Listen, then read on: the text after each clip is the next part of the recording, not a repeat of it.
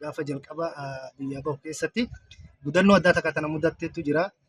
Achirraa ka'ee yookaan daangaa Saudi Arabiyaa ol seenee biyya naannoo Kamis jedhamtu Saudi Arabiyaa gama kibbaa kanarratti argama. Ijoollee nama sadii wahii wajjin yaana.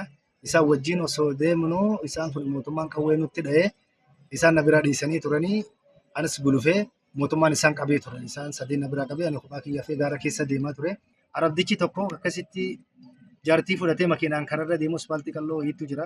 Ispaaltii tanarra anaa deemu jiru duubaan haadha qabee na gaafate eessa deemtanaan jedhee kanatti dalagaa barbaacha deema jedheen achirraa deemnee sannaa fuudhee bakka dalagaa nu geesse bakka dalagaa dhugaa dhufnu mudawwaraa jedhama kan namni biyya kanatti kaayyatamu mudawwaraa sanii fi huccuu takka bishaaniin ofirraa qorsan naa kennee ture.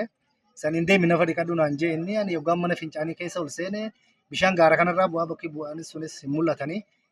Ani yookaan laalee manni keessa qulqulluu kun manuma namni keessa galu malee mana namni keessa itti nafa dhiqatu miti jeetiin achuma keessa seenee rafe jechuudha. Jarri na eedee na dhabde maal eessa kutee gurbummaan kun eessa kutee jedhanii barbaadanii na dhabanii hulallee natti dha'uu sodaatanii ni dabree jedhanii dhumarra akkasitti waan godhan dhabanii dhufanii keessa na laalanii an keessa rafutti jira.